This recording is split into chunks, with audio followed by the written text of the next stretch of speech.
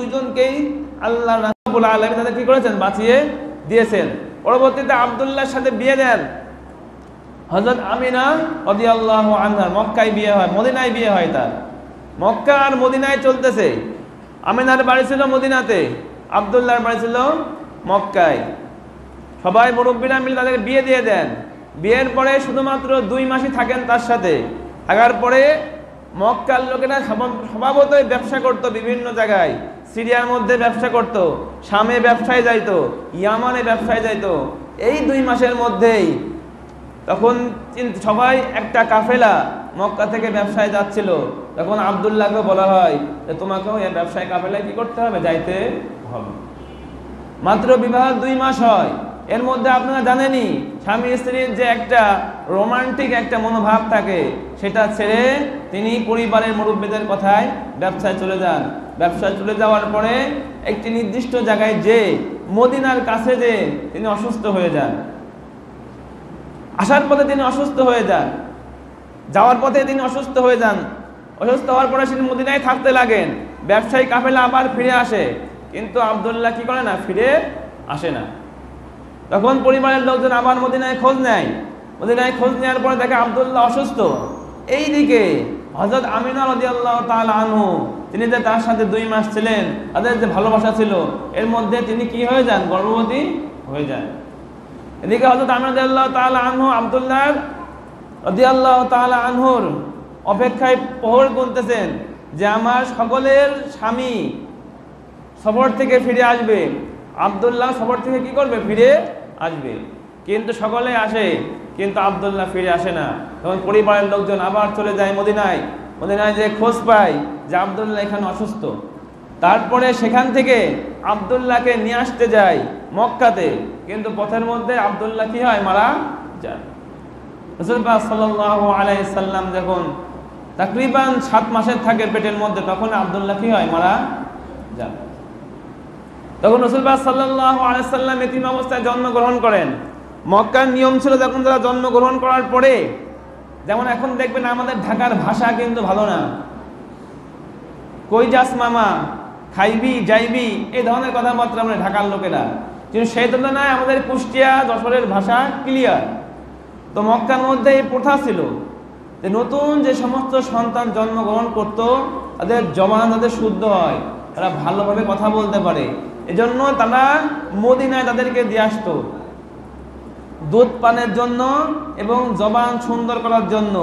মক্কার ছেলেমেয়েরা কোথায় লালন পালন করত, মদিনায়।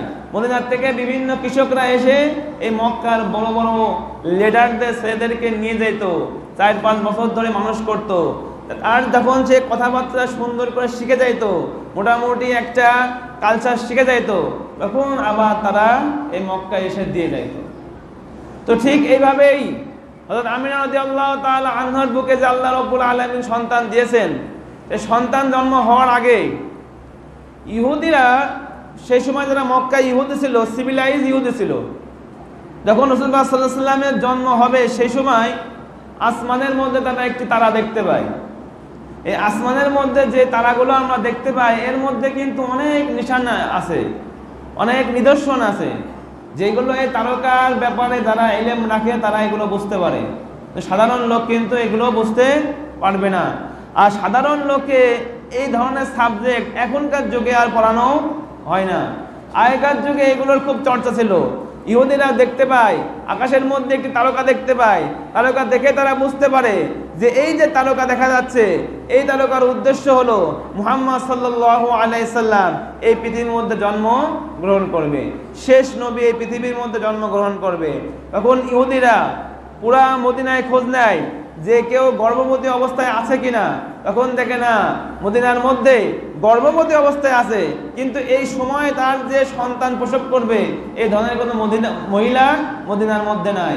তখন তারা খোঁজ লাগায় মক্কার মধ্যে, যে মক্কার মধ্যে এই ধরনের কোনো মহিলা গর্ভবতী আছে কিনা, যার সন্তান প্রসব করার সময় এখনই চলে আসছে। তারা খোঁজ পায়, দেখতে পায় যে আমিনার ঘরে যে সন্তান আছে, আমিনা যে গর্ভবতী আছে, তার জন্ম এখনই, মানে খুব কাছাকাছি তার জন্ম রয়েছে।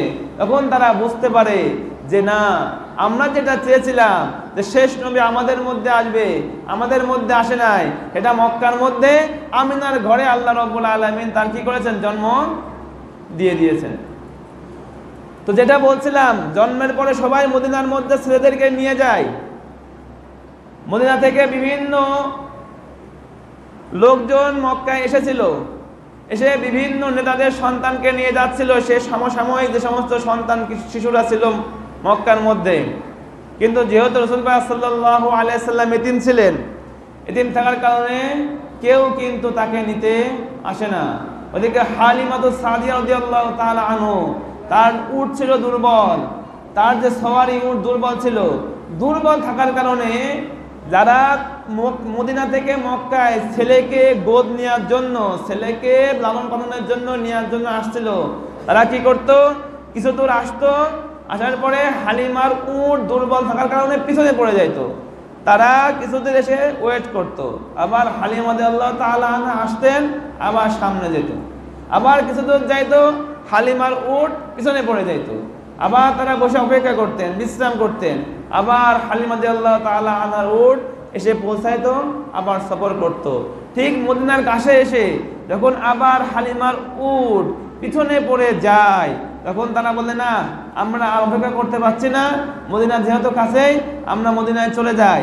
বড় বড় নেতাদের ছেলেদেরকে আমরা তাহলে বেছে বেছে নিতে পারবো।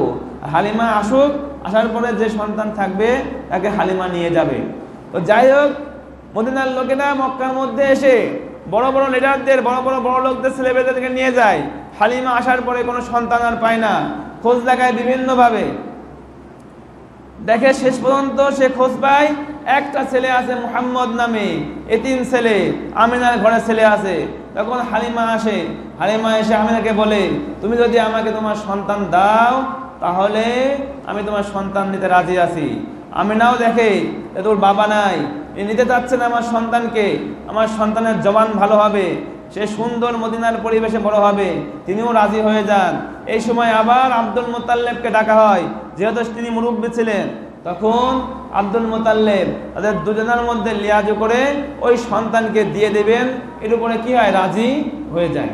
এখন দেখেন, ওই সন্তান হালিমা রাদিয়াল্লাহু তাআলা আনহা ছিলেন গ্রামের মহিলা।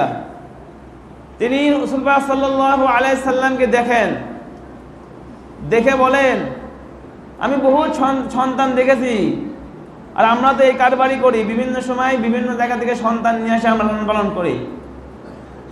আমি আজ পর্যন্ত গ্রামের মধ্যে এত সুন্দর কোনো সন্তান দেখি নাই। এদিকে হযরত আমিনা রাদিয়াল্লাহু তাআলা আনহা, উনি তো শহরে বাস করতেন মক্কায়। উনি বললেন যে আমরা তো শহরে বাস করি, কিন্তু আজ পর্যন্ত শহরের মধ্যে এত সুন্দর সন্তান কেউ দেখে নাই। আব্দুল মুত্তালিব উনি বললেন, আমি তো বিভিন্ন জায়গায় ঘোরাফেরা করি, বিভিন্ন শহরে যাই, আজ পর্যন্ত আমার চোখ এত সুন্দর কোনো সন্তান পৃথিবীতে দেখে নাই। তারা আশেক, তারা বলে, যদি জিবরিলকে জিজ্ঞেস করা হতো তখন জিবরিল বলতো, এই পৃথিবীতে ঈদ থেকে সুন্দর সন্তান এই পৃথিবীর মধ্যে আমি কোথাও দেখি নাই। এবং আরো বলে, যদি আল্লাহকে জিজ্ঞেস করা হয়তো আল্লাহ নিজে বলতেন, তোমরা তো গ্রামে দেখো নাই, তোমরা তো শহরে দেখো নাই, তোমরা তো কোনো শহরে দেখো নাই, তোমরা তো সারা পৃথিবীর মধ্যে দেখো নাই, আর আমি এর থেকে সুন্দর কোনো সন্তান পয়দাই করি নাই।